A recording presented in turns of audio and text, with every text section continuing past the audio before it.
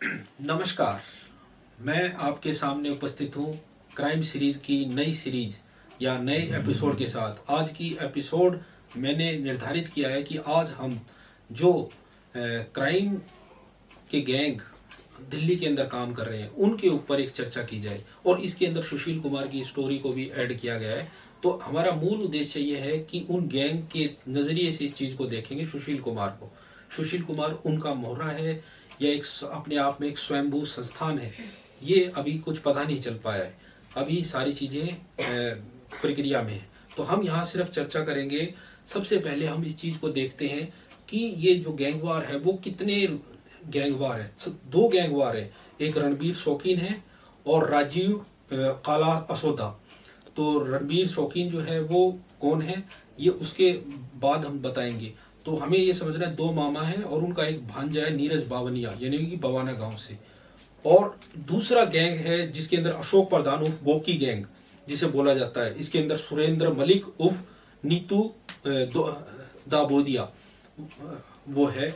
और तीसरे नंबर पे आपका आता है काला जठेड़ी, और जिसके अंदर जितेंद्र मान उर्फ गोगी और कुलदीप सांगवान नंदू।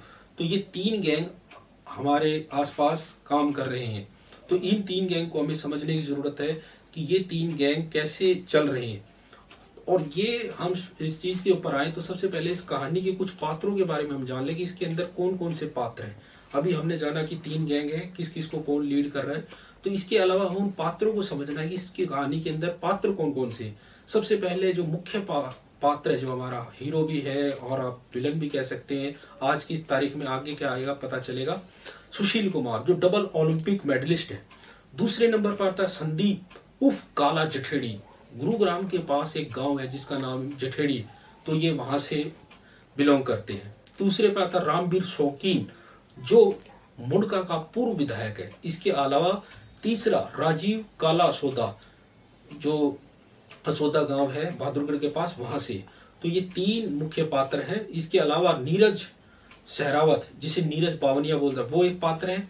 अशोक प्रधान उर्फ शोकी गैंग, और इसके अलावा जो आता है सुरेंद्र मलिक उर्फ नीतू दाबोदिया जिसका इनकाउंटर 2013 में होता है, एक वो पात्र है।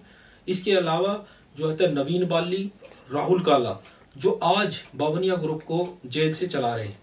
इसके अलावा जितेंद्र मान उर्फ गोगी और कुलदीप सांगवान उर्फ नंदू जो आज के समय में जो काला जठेरी है उस गैंग की आज मजबूती बढ़ गई है, तो वो इसके अंदर मुख्य पात्र है। इसके अलावा एक पात्र है जय भगवान उर्फ सोनू महल जो जठेरी के मामा का लड़का है, और सागर पहलवान सागर धनखड़ जिसकी हत्या होती है वो।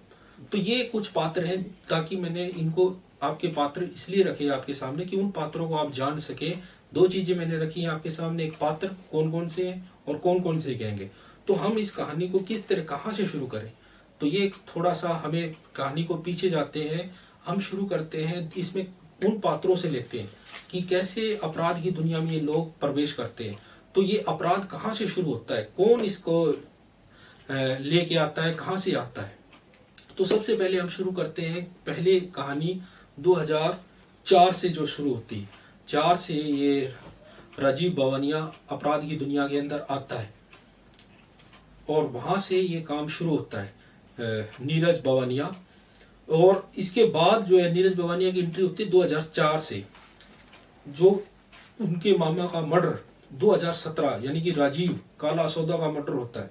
और जो यहाँ जो टर्निंग पॉइंट आता है, इससे पहले जो सोनू पंडित होता है जो कि इसका नीरज बावनिया का साथी होता है, तो उसकी हत्या कर देता है नीतू दाबोदिया।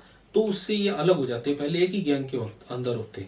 तो ये ऐसे ही जो गैंगवार चलते हैं इसी रूप में चलता है कि एक दूसरे को मार देते हैं और ऐसे वो दूसरे को मारते हैं। गैंगवार चलती रहती है और ये इसके सिलसिला निरंतर चलता रहता है। जैसे 1989 के आसपास नजफगढ़ के अंदर दो गैंग रहे, एक का कृष्ण पहलवान करते थे, दूसरी तरफ थे मित्राव गांव से अनिल बलराज।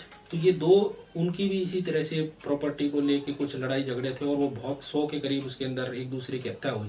तो ये बड़ा पुराना इतिहास है। ये अब सुशील कुमार से आप नहीं देख सकते कि यहीं से शुरू हुआ, ये बहुत पुराना इतिहास है। आजकल जितने भी जो बाउंसर बनते हैं ये पहलवान ही लोग होते हैं।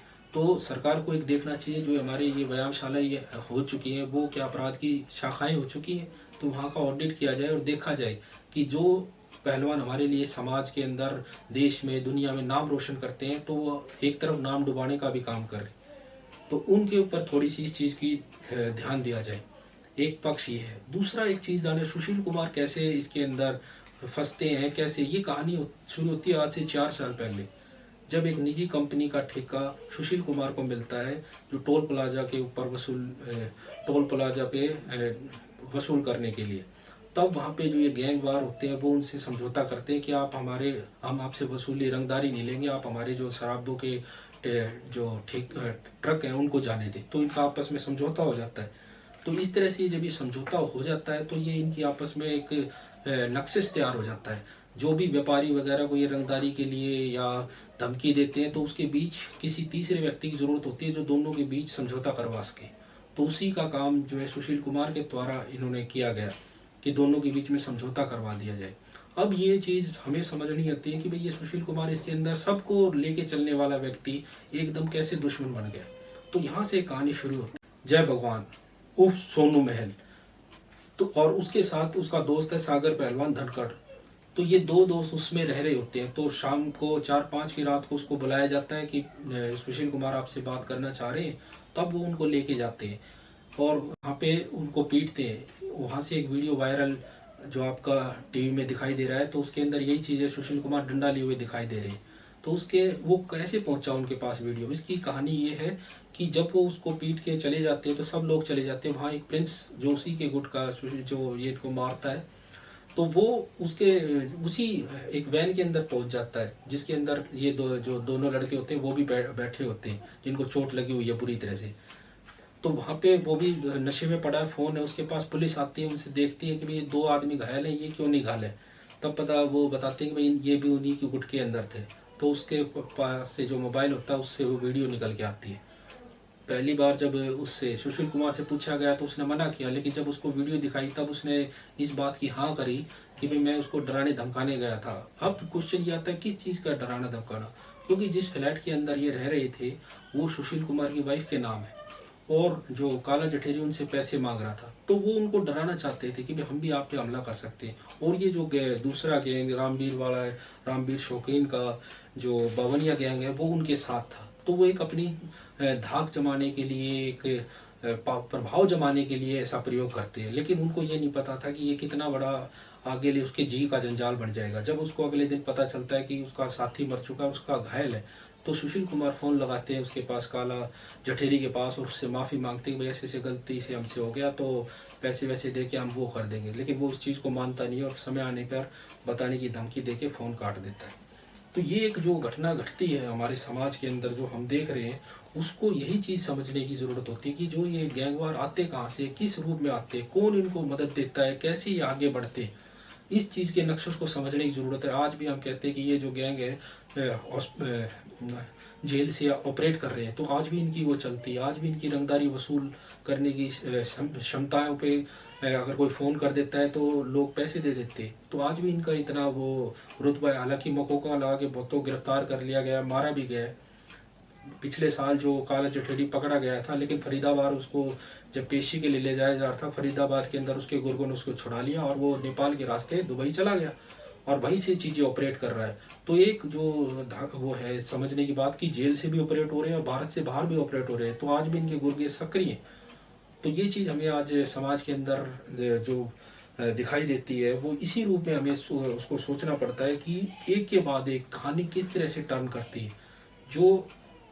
जो बच्चा ये काला जठेरी के बारे में कहा जाता है कि भाई ये 12वीं पास था और इससे उम्मीद थी कि कुछ करेगा, 12 साल 12वीं करते ही तो एक कत्ल कर देता है और वहाँ से अपराध की दुनिया में प्रवेश कर जाता है।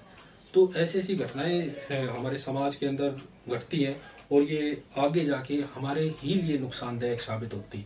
तो इन सारी घटनाओं को देखने के बाद हमें ये चीज़ जो विचार जो बनते हैं वो ये बनते हैं कि हमें कितनी उपलब्धि चाहिए, कितना पैसा चाहिए कि हम अपराध के अंदर ना जाएं। इतना पैसा 9 करोड़ रुपए उसको सुशील कुमार को मिले, लेकिन वो फिर भी इनकी किस तरह से उनके चाल में आ गया या अपने आप, ये चीज़ अभी तक अभी अनुत्तरित है। अभी आगे जाके पता चलेगा कि उसको फंसाया गया है या नहीं। हम अभी कुछ नहीं कह सकते, अभी हम जानने का प्रयास कर रहे हैं टीवी में, और आगे अभी केस चलेगा तब हमें पता चलेगा। और ये सारी जानकारी के बाद हम आगे जब वीडियो बनाएंगे तो उसके अंदर हम ये चीज़ बता पाएंगे।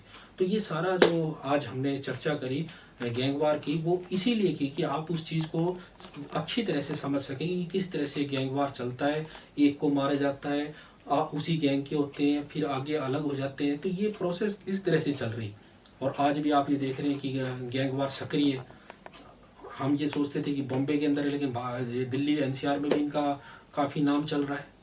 तो ये एक जो पुलिस के लिए भी एक शासन व्यवस्था की जो समस्या उत्पन्न हो गई है। अभी पीछे जो मैंने वीडियो बनाया था, जो फच्चा का इनकाउंटर हुआ, उसके ऊपर बनाया था। तो ये एक सीरीज है, एक श्रृंखला है जिसको आपको निरंतर देखना है। मैं चाह रहा हूँ कि आप इन सारी श्रृंखलाओं को निरंतर एक के बाद एक देखें, ताकि आपके अंदर एक समझ बने।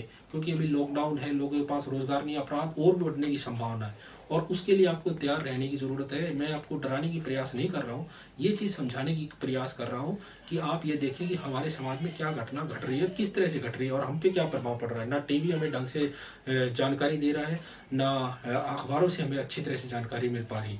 तो ये सारी जानकारी को आपको समझना और उस तक पहुंचाना, यही मेरा काम है, यही मेरा प्रयास रहता है कि आपको उसकी सही जानकारी और सही संदर्भों में आपको मिले, ताकि आप उसके आधार पर अपनी सोच बना सके, विचार बना सके, और समाज को बदलने और समाज को खराब होने से बचा सके।